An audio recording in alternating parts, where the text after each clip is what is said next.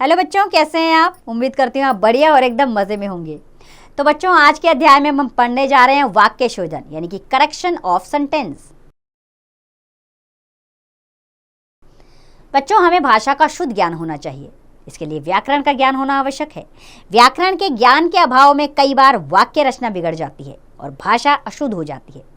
वाक्य रचना को शुद्ध और व्यवस्थित रखने के लिए जिन बातों का ध्यान रखना आवश्यक है वे हैं पदक्रम और अन्वय।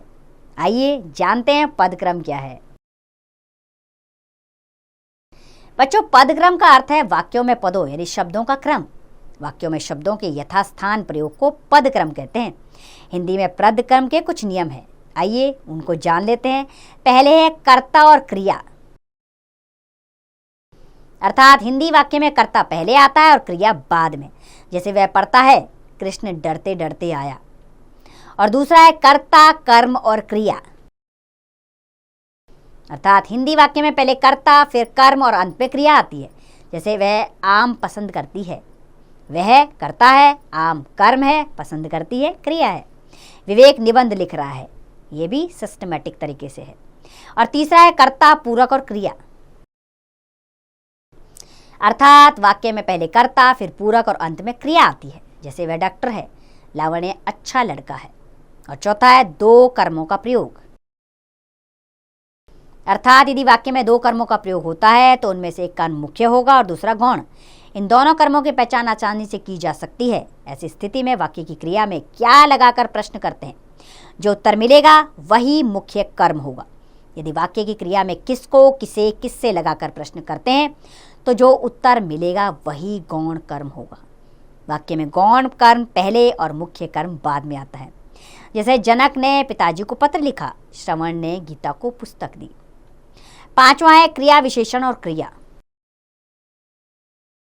बच्चों, सामान्यतः क्रिया विशेषण का प्रयोग क्रिया से पूर्व होता है। जैसे पवन तेज चलता है, उसे शीघ्र बुलाओ। छठा है कर्ता और कर्म के विशेषण।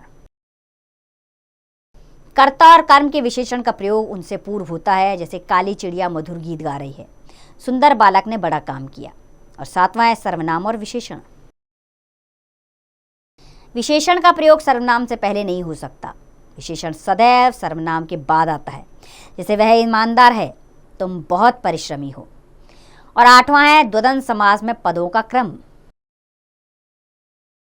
बच्चों, द्वंद्व समास में अधिक महत्वपूर्ण पद को पहले रखते हैं। जैसे माता पिता की सेवा करो, पिता पुत्र साथ जा रहे हैं। नौवां है पूर्वकालिक क्रिया का प्रयोग। वाक्य में पूर्वकालिक क्रिया का प्रयोग मुख्य क्रिया से पहले होता है। जैसे वह मुझे देखकर रो पड़ा, मैं अपना काम पूरा करके लाया हूं। अब हम पढ़ेंगे अन्वय के बारे में। बच्चों, अन्वय का अर्थ है संगति अथवा मेल। वाक्य में संज्ञा, सर्वनाम, विशेषण, विशेष्य, कर्ता और क्रिया के मध्य संगति होनी चाहिए। इस संगति को ही व्याकरण में अन्वय कहते हैं।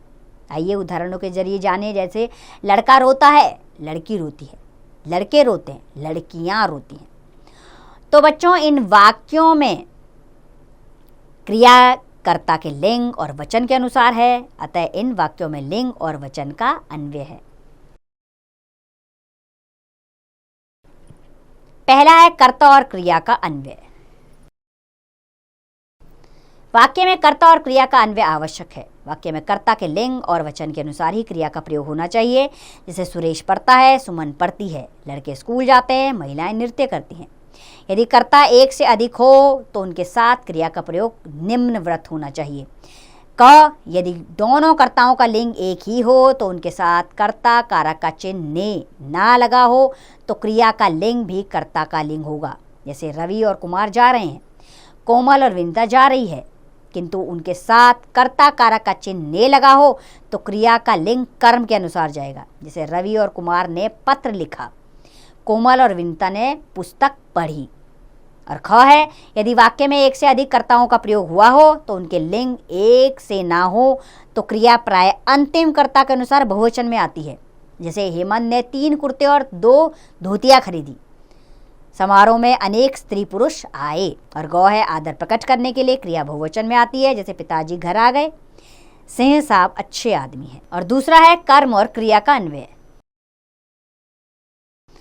यदि वाक्य कर्म वाच्य में हो या कृत वाच्य में कर्ता के साथ ने का प्रयोग हुआ हो तो क्रिया का प्रयोग कर्म के अनुसार होगा। जैसे चूहा पकड़ा गया, झगड़ा होने पर पुलिस बुलाई गई, राकेश ने प्रश्न पूछा, अमन ने कपड़े धोए। तीसरा है विशेषण और विशेष्य का अन्वय। बच्चों, विशेषण का लिंग विशेष्य के लिंग के अनुसार होता है। जैसे काला घोड़ा, काली कमीज, ऊंचा मकान, ऊंची इमारत। और चौथा है संज्ञा और सर्वनाम का अन्वय। वाक्य में सर्वनाम का लिंग वचन और पुरुष उस संज्ञा के अनुसार होता है जिसके स्थान पर उसका प्रयोग हुआ हो।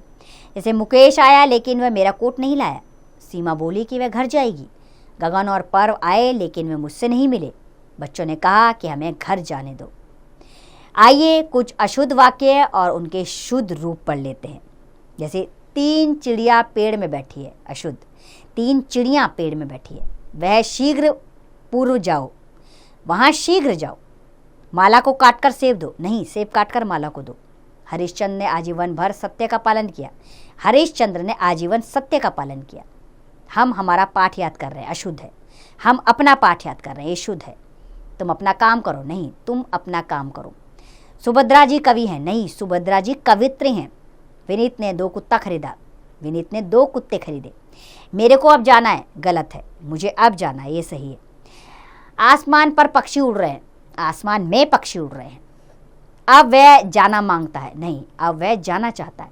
मुझे शुद्ध गाय का 1 किलो घी चाहिए, नहीं मुझे गाय का 1 किलो शुद्ध घी चाहिए। वह आपसे अनुरोध पूर्वक प्रार्थना कर रहा है, नहीं वह आपसे अनुरोध कर रहा है।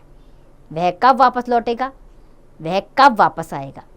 वह सारे दिन घर पढ़ता रहा, नहीं वह दिन भर पढ़ता रहा। शेखर का भाई साहब आया है, ये गलत है। शेखर के भाई साहब आए हैं। वह ने अपना काम पूरा कर लिया है, नहीं उसने अपना काम पूरा कर लिया है। वह विधवा हो गई, नहीं वह विधवा हो गई। सच्चा सदा ईमानदारी के मार्ग में चलो, नहीं सदा सच्चाई के मार्ग पर चलो। उसके पास केवल 2000 रुपये मात्र हैं, उसके पास केवल 2000 रुपये हैं।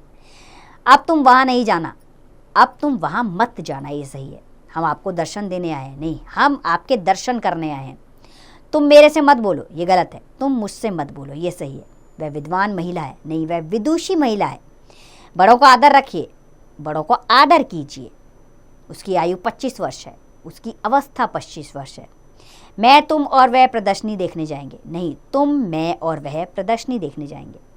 एक फूलों की माला लाओ, नहीं फूलों की एक माला लाओ। कृपया मुझसे मिलने की कृपा करो, नहीं मुझसे मिलने की कृपा करें। बच्चा मैदान में कबड्डी खेल रहा थे, नहीं बच्चे मैदान में कबड्डी खेल रहे थे। तो बच्चों, आपके अभ्यास के लिए एक बार हम इस पाठ को दोहरा लेते हैं। वाक्य रचना को शुद्ध और व्यवस्थित रखने के लिए पदक्रम और अन्वय का ध्यान रखना आवश्यक है। हिंदी वाक्य में पहले कर्ता, फिर कर्म और अंत में क्रिया आती है। वाक्य में गौण कर्म पहले और मुख्य कर्म बाद में आता है। क्रिया विशेषण का प्रयोग क्रिया से पूर्व होता है। विशेषण का लिंग विशेष्य के लिंग के अनुसार होता है। सर्वनाम का लिंग वचन और पुरुष उस संज्ञा के अनुसार होता है जिसके स्थान पर उसका प्रयोग हुआ हो। यदि वाक्य में 1 से अधिक कर्ताओं का प्रयोग हुआ हो तो उनके लिंग 1 से ना होकर क्रिया प्राय अंतिम कर्ता के अनुसार बहुवचन में आती है। यदि दोनों कर्ताओं का लिंग एक ही हो तो उनके साथ कर्ता कारक का चिन्ह ने लगा हो तो क्रिया का लिंग भी कर्ता का लिंग ही होगा। तो द्वंद्व समाज में अधिक महत्वपूर्ण पद को पहले रखते हैं। तो बच्चों, उम्मीद करती हूँ ये अध्याय आपको समझ आया होगा। अब वक्त है अभ्यास का, तो इस पाठ का अभ्यास कार्य आप स्वयं कीजिए।